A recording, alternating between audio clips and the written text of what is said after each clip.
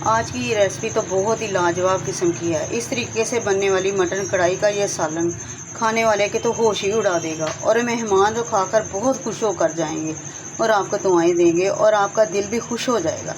ये इतनी मज़े की और खुशबूदार बनेगी कि आप भी हैरान रह जाएंगे कि इतनी आसानी से बनने वाली कढ़ाई इतनी मज़े की कैसे बनी। तो चलिए शुरू करते हैं। बिस्मिल्लाहिर्रहमानिर्रहीम।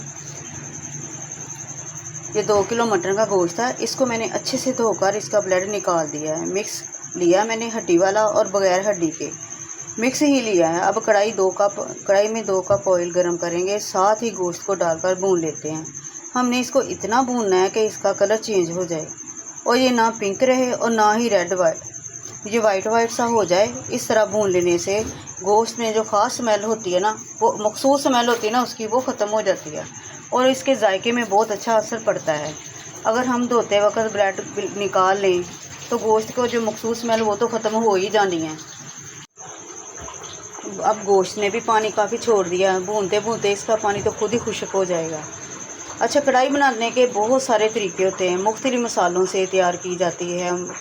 इसके मुख्तलिफ़ टेस्ट को मुख्तलिफ बनाने के लिए मसालों को ऊपर नीचे कर दिया जाता है, जिससे टेस्ट बदल जाता है। थोड़ा सा कलर चेंज हो जाए तो अब इसमें हम 1 चम्मच लहसुन का पेस्ट और 1 चम्मच अदरक का पेस्ट, इसको भी भून लेना है। हाफ़ टी स्पून शामिल करेंगे नमक हम बाद में भी शामिल करेंगे, क्योंकि थोड़ा सा नमक पहले शामिल करने से बोटियों में नमक रच जाता है और वो फीकी फीकी नहीं लगती।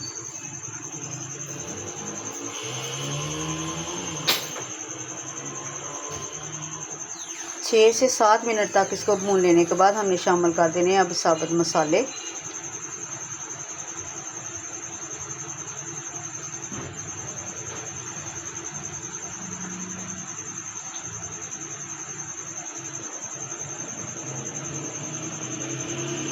देखिए भूनते भूनते अच्छा खासा कलर चेंज हो चुका है और पानी भी खुश्क हो चुका है, लेकिन अभी ये तक गोश्त अभी गला नहीं है। ये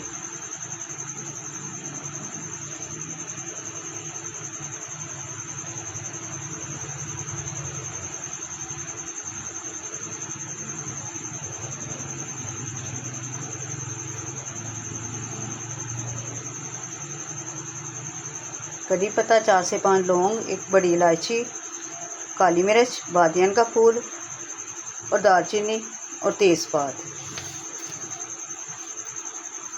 इनको भी डाल के भून लेते हैं। असल में मेरे घर में है दावत, इस तरीके से बनाऊंगी कि सबको जायका आए और मज़े से खाएं। मैं कोई भी किसी किस्म का आर्टिफिशियल तरीके से नहीं बना रही, बिल्कुल सादा और सिंपल तरीके से कढ़ाई बनाऊंगी। ना ये चरसी कढ़ाई है, ना ये शनवारी कढ़ाई है, ना ये कोई भी, यानी कि ये सिंपल कढ़ाई है और बहुत ही मज़े की बनेगी।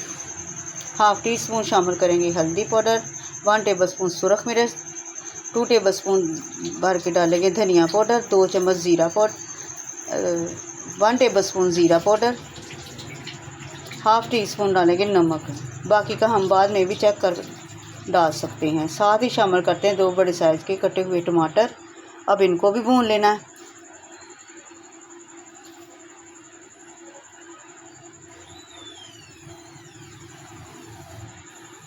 कटे हुए टमाटर कम थे, मैंने 2 टमाटर और काट के इसमें ऐड कर दिए हैं।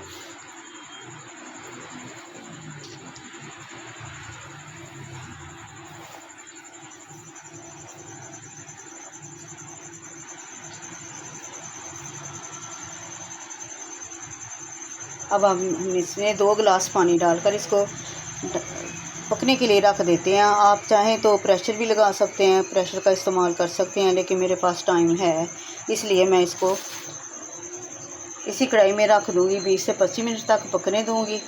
अगर आप प्रेशर लगाएंगे तो 10 मिनट तक ये हो जाएगा।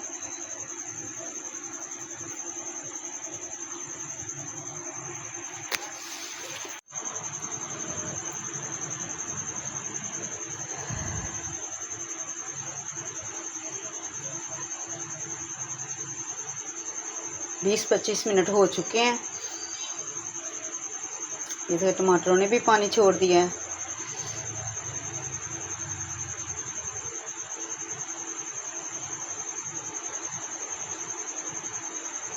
अब बारी है इसकी ग्रेवी बनाने के लिए। मुझे चाहिए प्याज का पेस्ट, क्योंकि ये नान और चपाती के साथ खाया जाएगा, इसलिए हमें ज़रूरत होगी इसमें प्याज का पेस्ट शामिल करने की। उसको भी डाल के भून लेना। और 1 पाव के करीब मैंने शामिल कर दिया इसमें दही।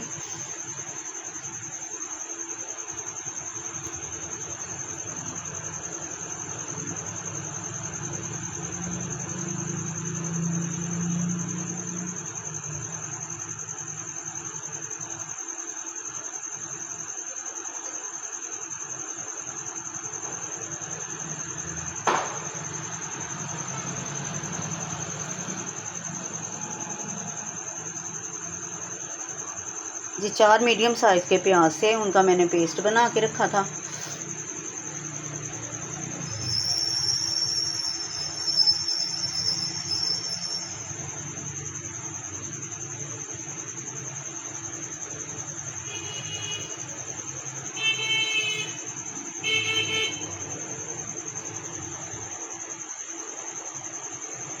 अगर पेस्ट को पहले डाल दिया जाता तो वो जो हमारी कढ़ाई वो नीचे लग जानी थी। अब दही शामिल करने के बाद हमने इसको 6-7 मिनट के लिए और भून लेना, फिर इसका जायका बदल जाएगा।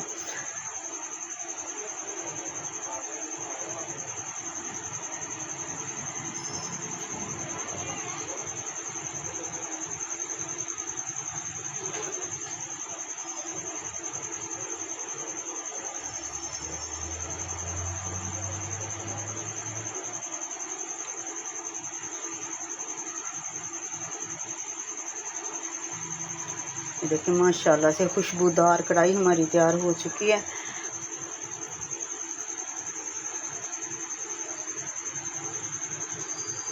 अब गार्निश करते हैं धनिया और सब्ज़ मिर्चें, कट लगी हुई सब्ज़ मिर्चें बारीक बारीक सी, ये बहुत खूबसूरत लग रही हैं इसके ऊपर।